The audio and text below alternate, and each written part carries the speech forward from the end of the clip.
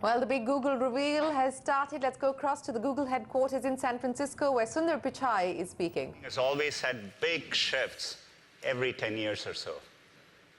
It all started in the 80s, early 80s, when the personal computer reached the mainstream. It was the first time computing touched the lives of many people, revolutionized the way they work. Roughly a decade later, in the mid-90s, the web arrived. It is arguably the biggest platform shift we have seen in our lifetimes. It brought the internet to many more people, radically changed industries, fundamentally changed how people interact and connect with each other. About 10 years later, in the mid-2000s, with the advent of smartphone, we had the mobile revolution. That brought computing to probably now around half the world's population. And it's profoundly changing people's lives. And the shift continues. In fact, when I look ahead at where computing is headed, it's clear to me that we are evolving from a mobile-first to an AI-first world. What do I mean by that? In this world, computing will be universally available. It'll be there everywhere in the context of a user's daily life. People will be able to interact with it naturally and seamlessly than ever before. And above all else, it will be intelligent. It'll help users in more meaningful ways. At Google, we are very, very excited about this shift, and we've been working for a long time towards this shift. At the heart of these efforts is our goal to build a Google Assistant. We spoke about the Assistant earlier at Google I/O this year. We envision the Assistant as a two-way conversation, a natural dialogue between our users and Google to help them get things done in the real world. The Assistant will be universal. It'll be available when the users need it to help them. And our goal is to build a personal Google for each and every user. Just like we built a Google for everyone, we want to build each user his or her own individual Google. To capture our vision for what the Google Assistant is, we put together a short video, so let's take a look. When we started, we made this for everyone, so that everyone could find anything they need among the millions of bazillions of things in the world. Today, it seems like sometimes it's easy to feel like you need a little help with the stuff just in your own world. Your photos, phone, videos, calendars, messages, friends, trips, reservations, and so on and so on. Wouldn't it be nice if you had some help with all that? Wouldn't it be nice if you had a Google for your world? That's why we're building the Google Assistant. Hi, Amy. How can I help? You just ask it what you need. Okay, Google, what do I have to do today? And your assistant understands and helps you out. You can even carry on a conversation with it. How long will it take to get to downtown Chicago from home? Here you go. What restaurants are there? Book a table at Cortino Restaurant. Sure. And the assistant is always there for you. So if you're on the road, you can ask it where to fill up. And if you're at home, you can ask it to play some music. Or if you're in a chat with a friend, it can show you what's playing tonight. It's like your own personal Google. Naturally, anything you share with it is safe and secure. And the more you use your Google Assistant, the more useful it becomes. Remember, my byte combo is 326. Got it. And soon, you'll be able to access it from all sorts of places, so it will be everywhere you are. We made this for everyone. And today, we're making this just for you. Hi, how can I help? Meet your Google Assistant. So as you can see, that's our early vision for how we want to build a Google Assistant.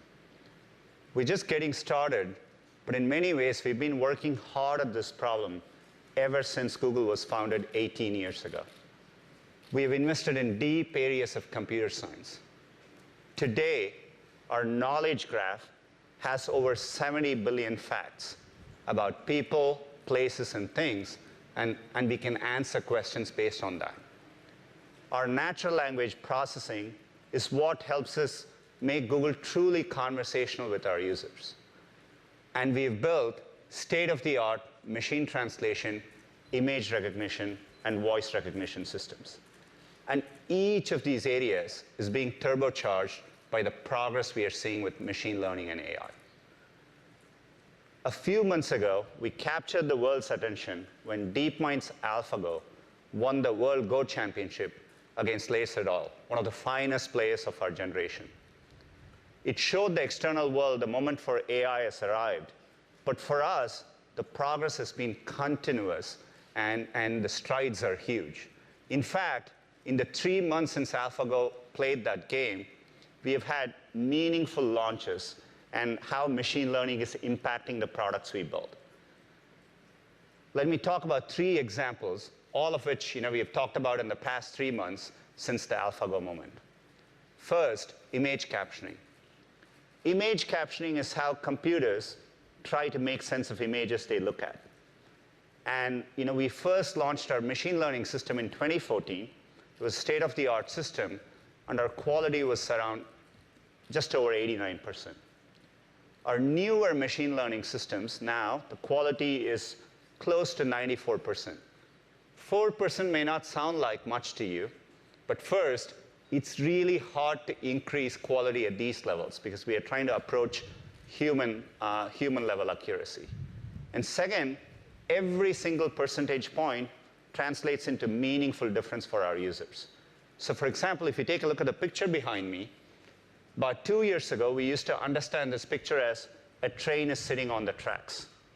Now, we understand the colors, so we describe it as a blue and yellow train is traveling down the tracks.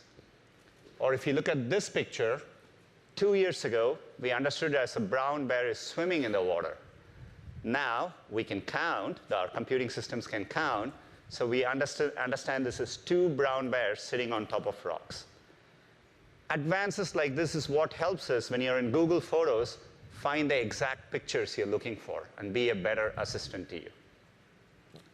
Another example, machine translation. We've been doing machine translation for a while. And historically, our systems are statistics-based, and we translate at a phrase-by-phrase level. So we translate individual phrases and combine them to form a translation. So if you look at this Chinese to English translation, you can see it makes sense, but it's not quite the way humans would translate it.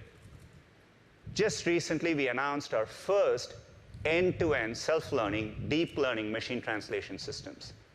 Rather than working at a phrase level, they take entire sentences and model sentences as outputs. And that's what you see in the middle. And you can see it is approaching human-level translation. You can look at this quantitatively, and we have a way to measure these things quantitatively. And if you look at our previous phrase-based system, it was quite far from the human system, and we closed a significant gap with our new machine learning systems. In fact, the progress for Chinese to English is so significant. Last week, we rolled it out in production, and so today, if you pick the Google Translate app, mobile app, and try to translate from Chinese to English, you're using our newer machine learning systems. And the progress has been amazing. We'll literally translate billions of queries over the coming year. This is what will help us if a user in Indonesia is using the Google Assistant. We can find the right answer, even if it doesn't exist in their local language, translate it on the fly, and get it to them. Another example, text-to-speech. Text-to-speech is what we call when computers read something aloud back to you. So when you ask Google a question, who is the Prime Minister of Canada, we understand the text and try to make it as natural as possible for you. Justin Trudeau is the Prime Minister of Canada. So this is text-to-speech. The way we do it today, we get a speaker into our recording studios. We record them for thousands of hours. We make them say short phrases and then combine them to be as natural sounding as possible. Again, deep learning is showing the way. DeepMind just published a paper with a new technology called WaveNet. It's a deep learning model where rather than modeling phrases, they actually model the underlying raw audio waves to generate a much more natural sound. You can again see the WaveNet model is getting much closer to human speech. To me, the reason this gets exciting is today all we can do is a single voice for the assistant for all context. Doing this is what will enable us to have multiple voices, multiple personalities, get the assistant to differentiate between German and Swiss German, and one day even capture emotions when speaking to you.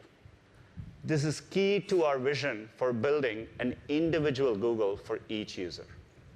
And more importantly, the assistant will continuously get better as we make progress with machine learning and AI. It is early days, but we are committed to this vision, and we are working on it. We're going to work on it for a long time. But it's equally important to get the assistant in the hands of our users. And that's what today is about. In fact, we started doing it about 2 weeks ago with our new messaging app, Google Allo, in which users can invoke the Google Assistant in group conversations. And the early reception has been great. They are interacting with it very naturally, asking us questions we expected, like, tell me a joke, but also questions we didn't expect, like, what is the meaning of life? So it's early days, but the assistant continuously